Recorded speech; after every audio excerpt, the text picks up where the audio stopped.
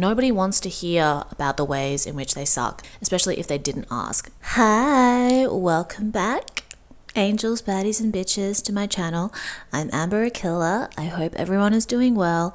I'm in my hometown in Western Australia at my mom's house. This is my depression painting that I did in 2021 when I was stuck here during the panini. For anyone that's been following me since then, I appreciate your support. You can follow me on TikTok, Instagram, Spotify, SoundCloud, Xiaohongshu, aka Red Note, at Amber Akilla on everything. I have a Patreon now at Amber Akilla for my voice memo, subscriber only podcast episodes for anyone that can't access them on Spotify. There's also an additional tier that allows access to a group chat, which I'm still sort of like experimenting with. So if enough people sign up for it, I will be active in there. But so far, it's just there as an option and we'll just kind of trial and error as we go. I'm covered in mosquito bites and pimple scars because I've been picking at my face.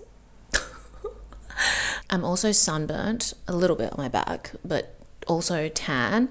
And like my concealer doesn't match my skin color and I don't have foundation with me. I'm waiting for my Yes Style Korean, Japanese, Asian, Chinese skincare order to arrive and I'll do a haul because I have a Yes Style code as well, Amber39. Not sponsored, but obviously I get perks and you get perks if you use the discount code. Okay, so today I'm going to talk about essay texts. I think the general connotation and association with essay texts is when you are trying to get someone to understand your point of view. It's sort of like a conflict situation, and this is the context we want to focus on. When you are at your wit's end, okay? This specific feeling and dynamic, you can send long text messages if you're briefing someone on a job, if you're organizing something, if you're praising someone, you're extending your gratitude to them. A long text is a long text, okay? And I think that long texts need to be proofread and edited because it's a courtesy to the other person to get your point across in a, not brief, but like a concise manner. I want to encourage us to refrain from getting into this dynamic because, in my opinion, it's a dead end. And obviously, you know, like I always say, this is not for you to be more like me. This is for you to be more yourself. There are people that believe that expressing your frustration to someone can be therapeutic, which is totally valid. For me, I am an extremely prideful person and I have a huge ego. And I don't believe in showing signs of weakness to people who are not capable or have demonstrated that they're not capable or not compatible with being able to be in a mutually respectful relationship. If I can hold space for your vulnerability and you can hold space for my vulnerability, that is a different situation. But if we've gotten to a point where I feel like I've done everything that I can to be a good friend to you, a good partner, a good collaborator, whatever, and we've reached an impasse where that same energy is not being met, and I feel like I'm not being seen, I'm not being respected in spite of my best efforts, or I'm being manipulated or pressured to go beyond a reasonable extension of myself, I'm expected to invest in a way that is not being reciprocated. I'm expected to meet someone else's needs at the expense of my own.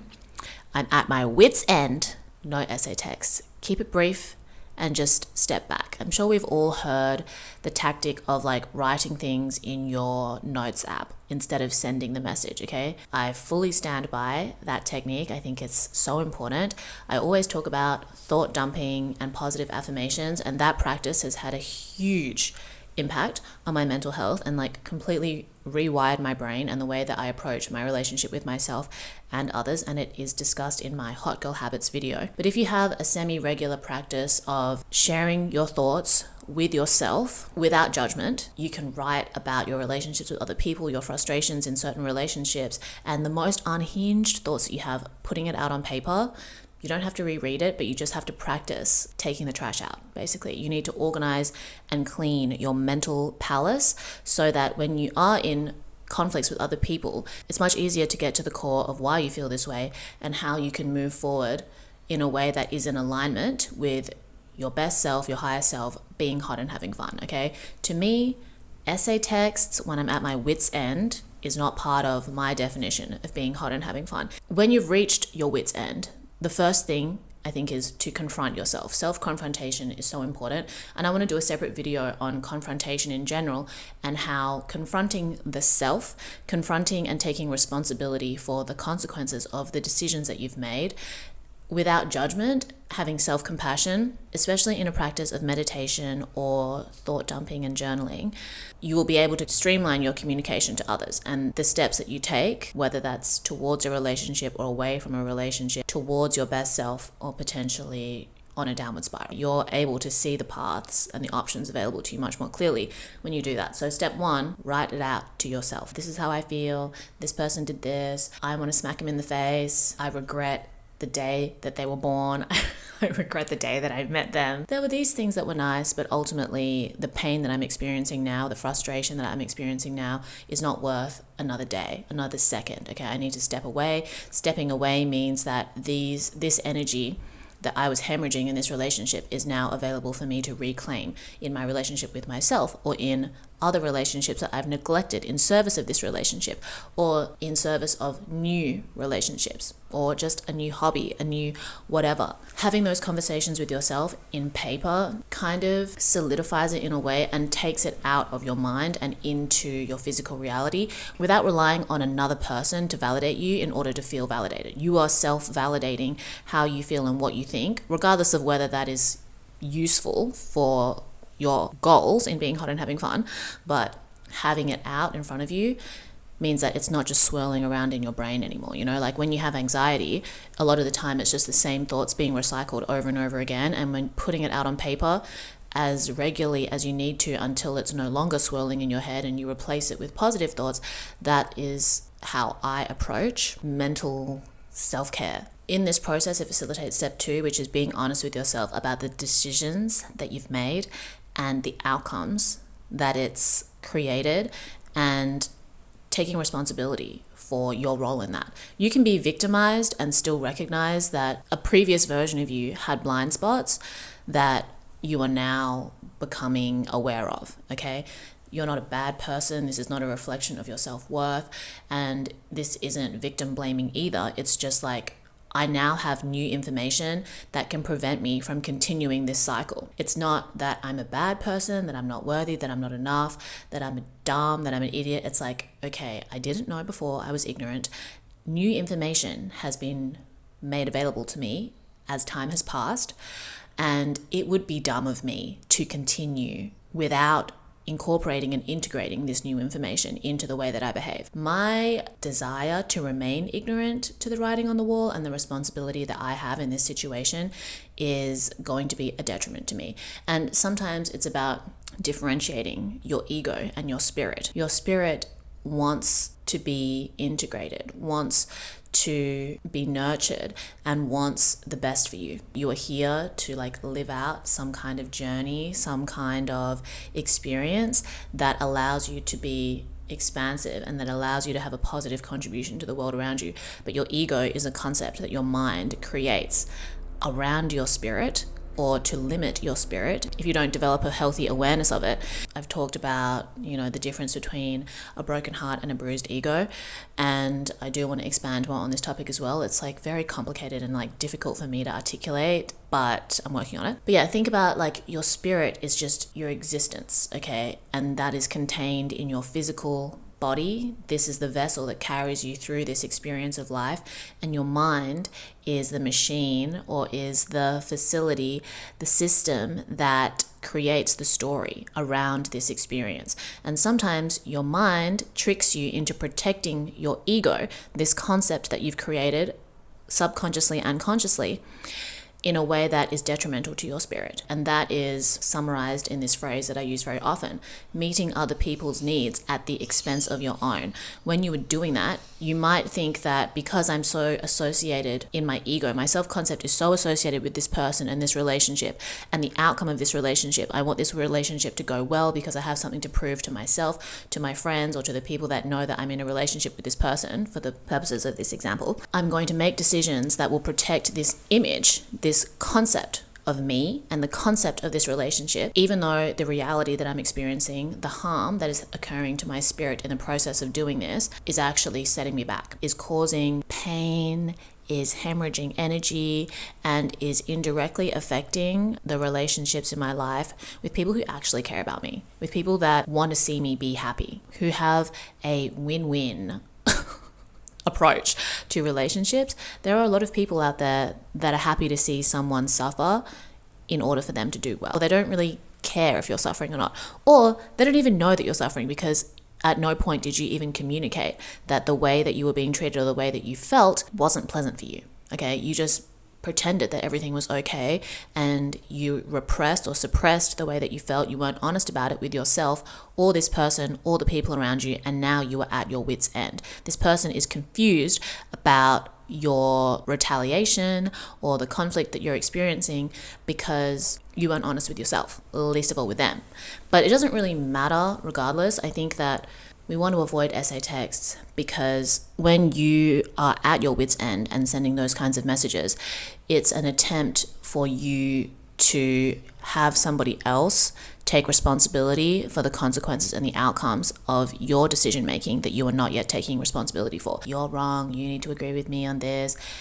This is how you failed me. But like, what about the ways in which you failed yourself in assuming that this person is the only person that can validate how you feel, the only person that can bring a sense of purpose or joy to your life?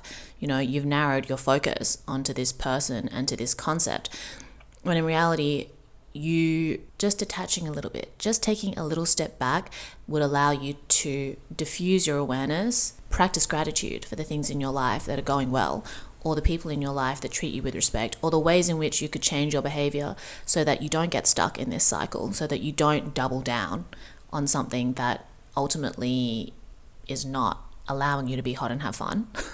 And move forward instead of going around in a toxic circle. Also, just remember that nobody wants to receive a message about how much of a bad person they are or how they've failed you if they didn't ask.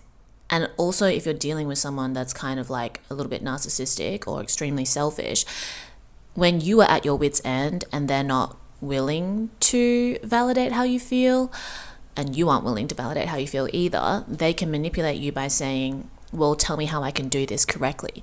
How can I be a good friend to you? How can I be a better partner to you? And if you can clock how in the past you've tried to have conversations with them about what you need in order for this relationship to be healthy, or in order for you to feel safe in this relationship, and they've ignored you, and only now when you're at your wit's end and you are threatening to leave, or there is a real possibility that you will leave, or you are ready to leave, and they start saying, okay, well, I'm ready to change, that's an emotional manipulation tactic for them to suddenly make it your responsibility that they have failed you. But a lot of the times when you feel that someone has failed you, you have to reconcile with the ways that you failed yourself. And that doesn't have to be like a big thing, and it doesn't mean that you're a bad person. It's just reflecting back onto the times where your intuition told you this was maybe a red flag. I'm not sure about how compatible we're going to be if this is a value that this person has, and you just kind of ignored it and you gave them the benefit of the doubt. That doesn't make you a bad person, and that isn't something that you should stop doing, but recognizing that that was your role in this, ignoring that red flag and continuing to invest in potential that wasn't being demonstrated to you. And sometimes it's complicated because someone is showing you all the signs of someone who you would be compatible with, but your intuition is telling you there's something off. Again, don't beat yourself up about it. You're a human being. You're going to make mistakes. Every experience that you have can become a teachable moment. It allows you to open up your awareness to parts of you that you usually ignore, or that you usually have self-doubt around, and recognizing that, okay, I did have this feeling that even though this person was saying all the things that I wanted to hear and still behaving in ways that I felt, were in congruence with that, this feeling that I had inside of me that I doubted, that I ignored, still has validity. And moving forward, I'm going to tread with a little more caution. I'm going to pace my relationships with a little more intention and awareness, and I'm going to listen to that inner voice. And it's not that you have to cut everything off as soon as that voice comes up, but rather than assuming that you have to make rash decisions, there is a healthy middle ground that we can walk. And that's what these experiences teach us. When you're at a point of writing essay text to someone, you've gone past that healthy middle point. At some point, you let go of a part of yourself, or you repressed how you felt, or you ignored your intuition, and you thought that this person or this relationship could solve some kind of problem or challenge or desire within you that you have to take responsibility for, and you just wanted to cruise along and have them take responsibility. And that's a very human thing. You wanted this person to be able to fill in the gaps for a relationship or a dynamic or an experience that, even though they demonstrated to you that they couldn't, you still wanted to believe that they could, because that would mean less work for you, whether that's on yourself or on walking away from this relationship and maybe having to start again. That's just life. Sunken cost fallacy can get the best of us. And having self-compassion is really important too. You know, you don't have to beat yourself up, and you don't have to beat that person up either. You can beat them up in your imagination, okay? Take a boxing class and imagine their head is the punching bag. Essay texts, when you're trying to tell someone off, overrated. Nobody wants to hear about the ways in which they suck, especially if they didn't ask. You don't need to give people in your life a performance review. Remember that healthy relationships don't feel difficult. Think about the relationships in your life where communication is very easy and natural. Meeting up is very easy and natural. There is this tacit self-acceptance and acceptance of other that allows you to not take things personally. Practice gratitude for those relationships and have those relationships as the standard from which all your relationships take. This relationship that you are trying to fix through essay text is obviously not that. The fact that you even want to send an essay text to begin with is a sign that something needs to change, whether within you and the way you approach this relationship, or within the way that the relationship continues or discontinues. So those are just my thoughts on essay texts. Let me know if you have any thoughts, reflections, realizations around essay text. It's not about the length, it's about the intention and the vibe and what you're trying to achieve through the text message. And people aren't just going to change their habits and their personalities and the way that they treat you and people in general based on an essay text. So don't waste your time. Go for a walk, clear your head, write it out in your notes app, write it out in a journal, and just try to be concise in your communication. Compatibility, friendship, and connection shouldn't feel like this power struggle. And if it is feeling like a power struggle, what are you going to get out of it? That's an important question to ask yourself too. So yeah, thanks for tuning in. Let me know your thoughts and feelings. I hope everybody is doing well. More videos to come. Follow me on Instagram, TikTok, Spotify, SoundCloud, Xiaohongshu/Rednote. Subscribe to the Patreon. And yeah, thank you so much for supporting the channel. I love you lots. Drink lots of water. Tell your friends and family that you love them. And stay hot and having fun. I'll speak to you soon.